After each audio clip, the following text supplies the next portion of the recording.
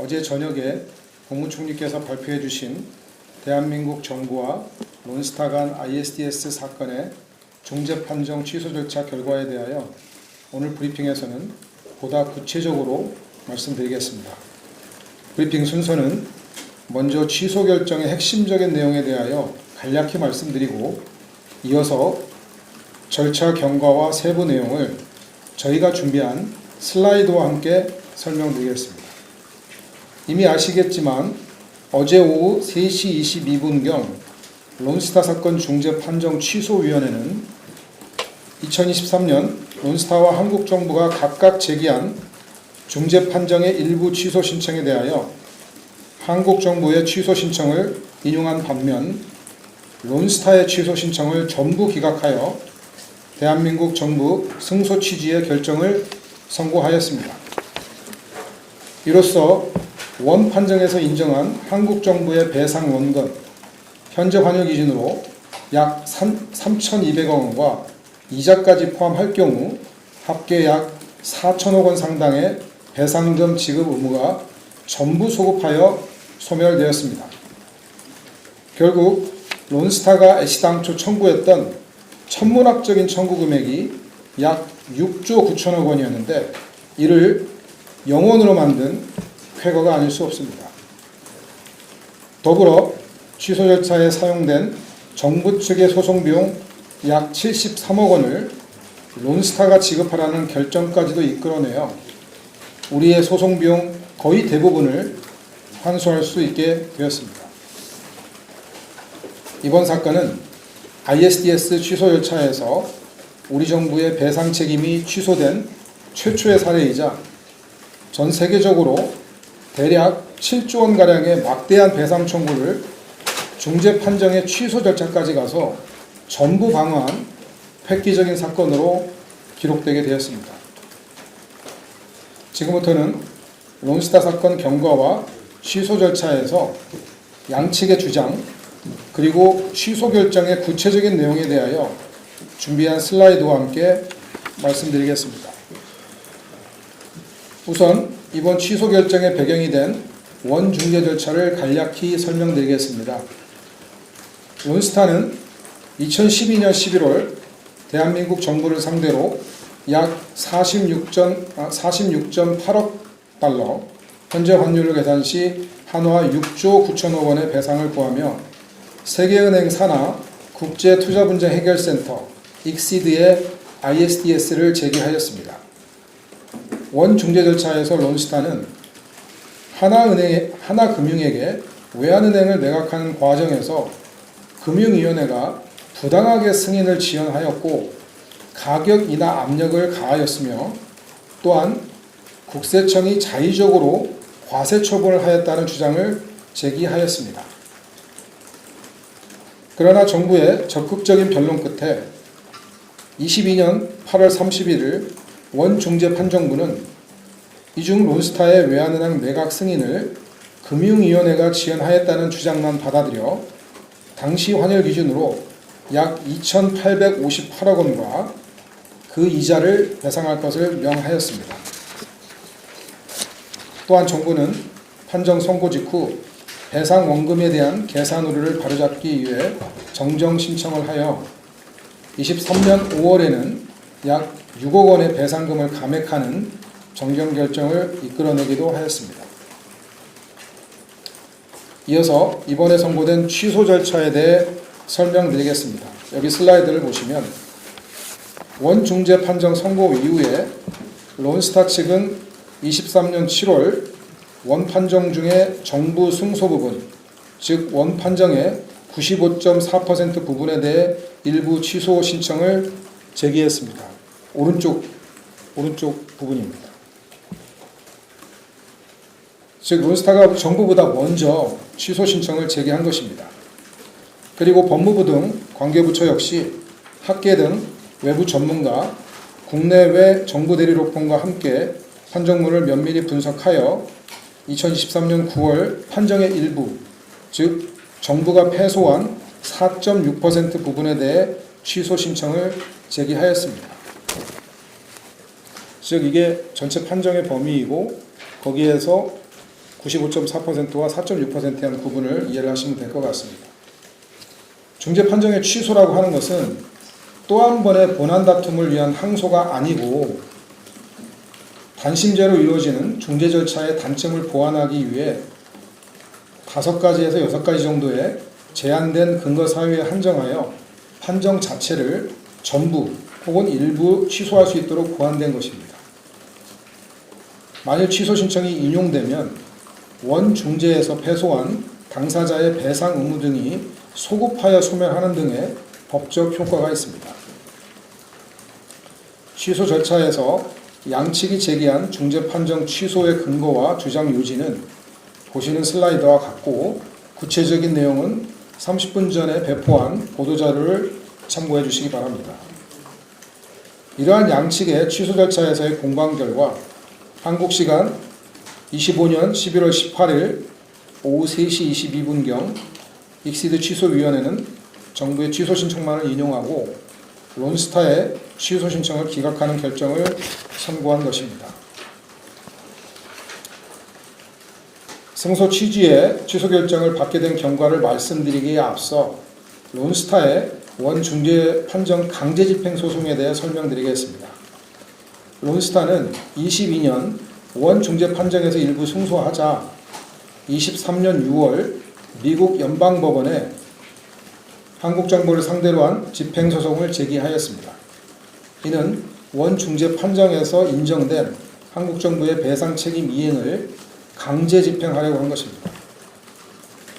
그런데 론스타는 그로부터 한 달 뒤인 23년 7월에 본인들의 미국 집행소송의 근거가 된 원 판정을 오히려 취소해달라 하면서 취소 신청을 제기했습니다. 그래서 정부는 취소 절차 진행 과정에서 론스타 측의 집행소송을 막기 위해 23년 9월 원 판정의 취소 신청 시 원 판정의 집행정지도 함께 신청하였습니다. 그렇지 않은 경우에는 미국 연방법원에서 집행 허가를 하게 되면 론스타는 한국 정부가 미국 내에서 보유한 상업적인 자산을 대상으로 해서 강제 집행하고 그것을 환가 처분할 수 있는 것입니다. 이러한 집행정지에 대해 양측이 치열한 공방을 거친 끝에 익시드 취소위원회는 23년 12월 15일 대한민국 정부의 집행정지 신청을 전부 받아들여 취소 절차가 종결될 때까지 판정의 집행정지를 아무런 조건 없이 연장했습니다. 이로써 대한민국은 취소 절차가 진행되는 동안 론스타 측의 원 판정 집행 시도를 원천적으로 차단할 수 있었습니다. 자세한 내용은 23년 12월 16일자 법무부 보도자료와 법무부가 공개한 익시드 취소위원회의 집행정지 결정문 원문을 참고하여 주시기 바랍니다. 취소 절차에서 정부가 내세운 핵심 주장은 원 판정부가 한국 정부와 무관한 하나금융과 론스타 간의 국제상업회의소, 즉 ICC 국제상사중재 판정문을 한국 정부의 책임 인정의 주요 근거로 원용한 것이 위법하다는 것이었습니다. 이번 승소 결정의 핵심이 이 부분이기 때문에 조금 자세히 설명드리겠습니다. ISDS 중재 절차가 진행 중인 2016년 8월 론스타는 하나금융을 상대로 국제상업재판소 ICC에 상사중재를 제기하였습니다. 그 근거는 론스타와 하나금융은 외환은행을 갖다가 사고 팔기 위한 별도의 주식 양수도 계약을 체결했고 그 계약서에는 분쟁이 생기는 경우에는 ICC 중재에 의해서 해결한다라고 하는 그런 조항이 있었기 때문에 본권 투자중재와 별개인 상사중재를 제기한 것입니다. 이 ICC 중재에서 론스타는 하나금융이 외환은행을 론스타로부터 인수하는 과정에서 계약을 위반했다고 주장했는데 그 핵심은 하나금융이 주장했던 금융위의 매각 가격이나 압력이 사실은 존재하지조차 않았기 때문에 하나금융이 자기들을 속였다. 그래서 매각 금액을 낮게 합의하도록 강요했다. 이런 것이었습니다. 그런데 론스타는 그 전에 진행된 이 사건 ISDS 원 중재 절차에서는 금융위의 부당한 압력 때문에 매각 가격을 인하할 수밖에 없었다라고 한국 정부를 상대로 주장해 왔습니다. 결국 론스타는 이 사건 ISDS에서는 금융위가 압력을 행사해서 매각 가격이 낮아졌다고 해놓고, 다른 ICC 사건 절차에서는 반대로 금융위의 압력이 없었는데도 하나은행이 있다고 거짓말해서 매각 가격이 낮아졌다라고 하는 그런 모순된 주장을 펼친 것입니다. 그런데 ICC 상사중재판정부는 2019년 론스타 패소 판정을 선고하면서 한국 정부가 이 사건 절차에 참여하지 않았음에도 불구하고 금융위가 가격 인하에 개입하였을 것이라고 추정적으로 판단하였습니다. 아까 말씀드린 것처럼 ICC 중재 절차는 론스타와 하나금융 간의 분쟁이었습니다. 한국 정부는 그 절차에서는 당사자로 참가하지 않았습니다. 이후 론스타는 이 사건 ISDS 절차에서 별건 ICC 판정부의 판단을 증거로 원용하고자 시도를 하였습니다. 이에 정부는 ICC 사건은 이 사건 론스타 ISDS와 분쟁 당사자도 다른 완전히 별개의 사건이고, 한국 정부는 ICC 사건 절차에 참여할 기회도 전혀 보장받지 못했으므로 론스타 ISDS 판정부가 별건 ICC 판정의 내용을 고려해서는 안 된다라고 일관되게 주장했습니다. 그러던 중에 2022년 ISD 사건의 4번에 걸친 집중 심리가 모두 종결되고 판정 선고를 앞둔 상황에서 중재인 3명 중 가장 중요한 의장 중재인이 갑자기 사망하는 그런 병고가 발생하면서 사건 절차의 진행에 커다란 혼란이 발생을 하였습니다.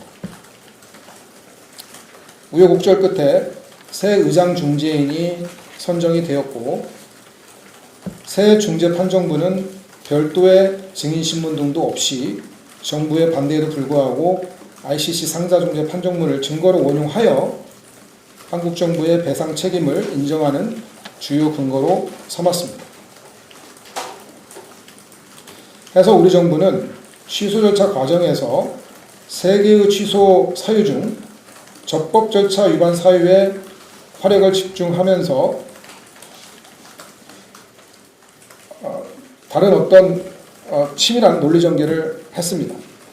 이에 익시드 취소위원회는 론스타 원 중재 판정이 대한민국과 무관한 ICC 상사중재 판정문을 주요 증거로 채택한 뒤 이에 기대어 금융위의 위법 행위와 국가 책임을 섣불리 인정한 것은 국제법상 근본적인 절차 규칙인 적법 절차 원칙을 중대하게 위반한 것이라 판단하여 이 부분에 대한 정부 입장을 전부 받아들였습니다.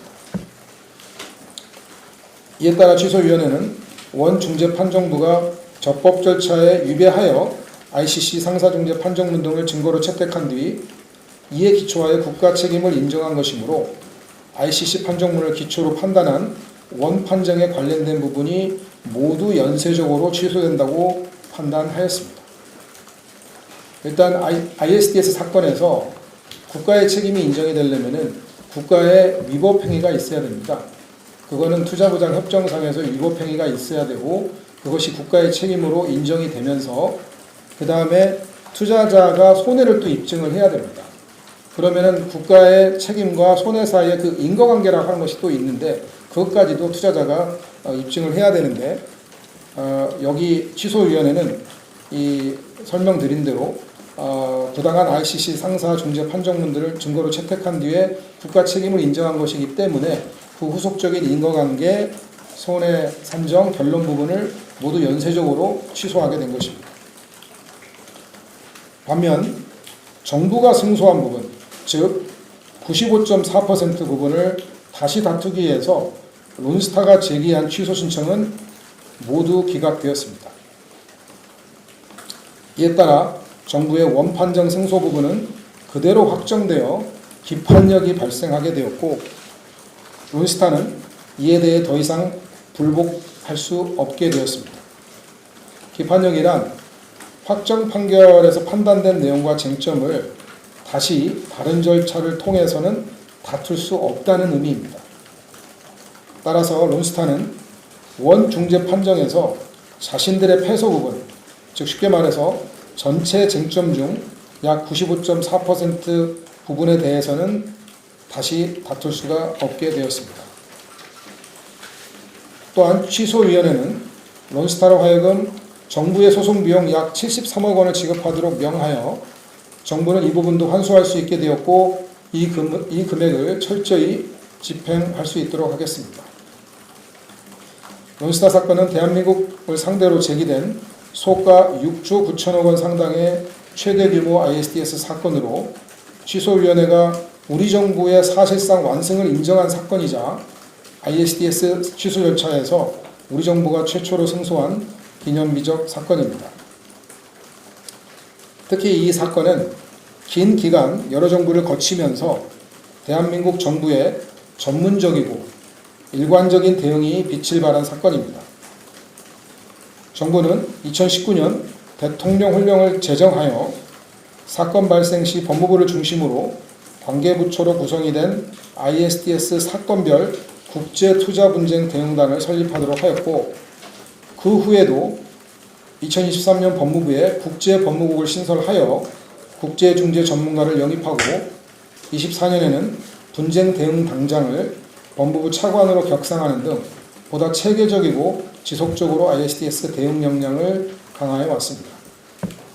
또한 이번 사건에서도 론스타가 문제 삼은 외환은행 매각 관련 주무부처인 금융위원회, 과세쟁점과 관련해서는 국세청을 비롯하여 그리고 국무조정실, 기획재정부, 외교부 및 산업부와 핵심적 쟁점에 대하여 긴밀히 협업한 끝에 수조원 규모의 국부 유치를 차단하는 쾌거를 이루어냈습니다.